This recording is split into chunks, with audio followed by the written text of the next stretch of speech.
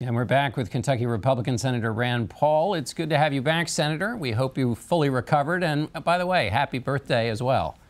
Thank you. Thank you. I was wondering if I'd get any presents today, but I understand that the ethics rules of the Senate won't let me take any presents. But thanks for having me on. That's right. Well, your presence is our present. Thank you. How are you feeling, by the way?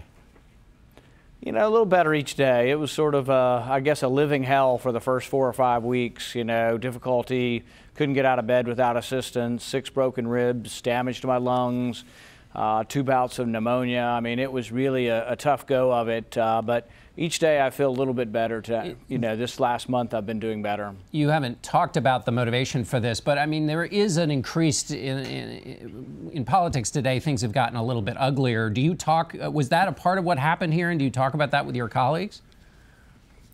You know, my colleagues come up all the time and they want to make sure that there is some kind of deterrence because people don't want to think that it's open season on our elected officials.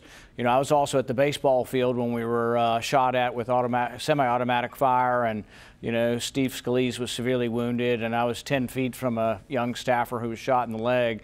So, yeah, I've been involved in violent attacks twice in the last year, and so, yeah, we're very aware of it. And I think one of the things about motivations is people got obsessed, some in the media, about the motivations, but I think really, you know, we usually don't ask if someone's raped or mugged or whatever, why the person did it. We want punishment and deterrence, and I guess that's what I'm mostly about. I just don't think of any kind of motivation or justification, whether it's political or personal, to attack someone who's unaware from behind in their own yard. Sure, although if it's politically motivated, those who are involved in politics might think about changing the way they behave to change that climate. But maybe.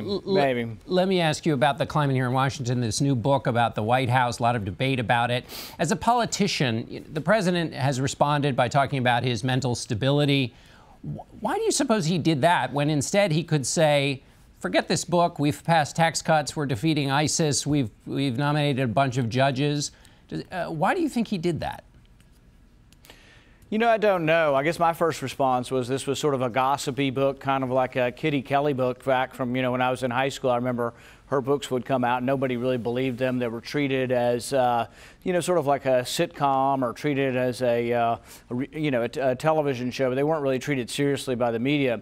I do think from my experience, when I look at the president, I've been around the president quite a bit. I've been in the White House quite a bit with him. I can give you one example that I think really shows his great insight and ability to cut through to the chase and do things that ordinary politicians don't do. And that's when I took in the idea of letting individuals join together to buy insurance across state lines. Every politician, Republican and bureaucrat in Washington, said we couldn't do it, and they hadn't done it in 30 years. He looked at the original law. He told his lawyers, look at the original law and see if the interpretation of these previous government attorneys have been correct.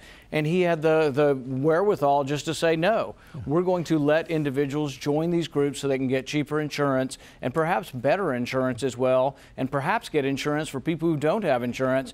But he did that because he's different than any other politician. And now we have all these, you know, wiseacres out there wanting to criticize and be presumptuous about trying to judge someone's intelligence.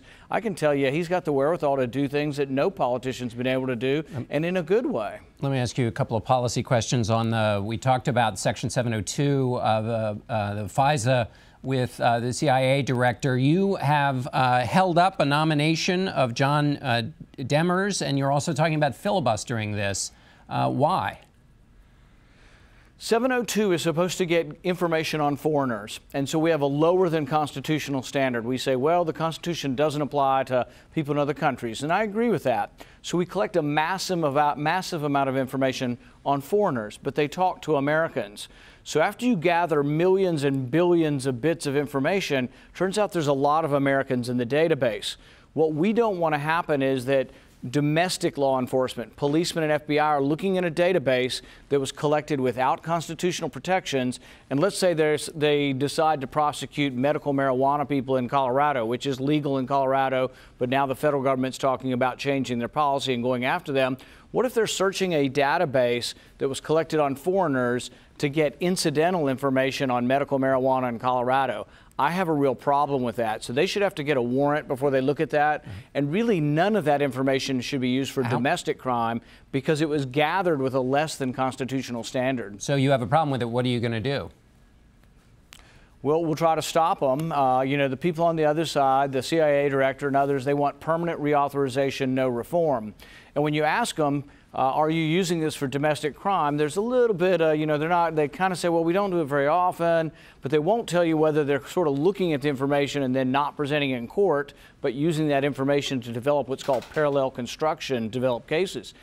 They want just permanent reauthorization, which to me means no more oversight by Congress. The reason we need more oversight is that people, as Madison said, men are not angels. And we've seen recently how we've had some people in the FBI that had bias against the president.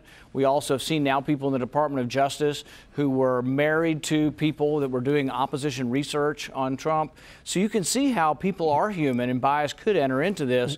And the history of the CIA and the FBI are not without blemish. You know, the Hoover years are a great tarnish. We also had civil rights activists in the 60s illegally spied upon. We had Vietnam protesters illegally spied upon. And we had this great to-do, the Church Commission back in the 70s. And FISA was supposed to rein that in. But now many of us, Senator Wyden and I, have in a bipartisan way looked at this and said, my goodness, we have to defend the Americans' right to privacy.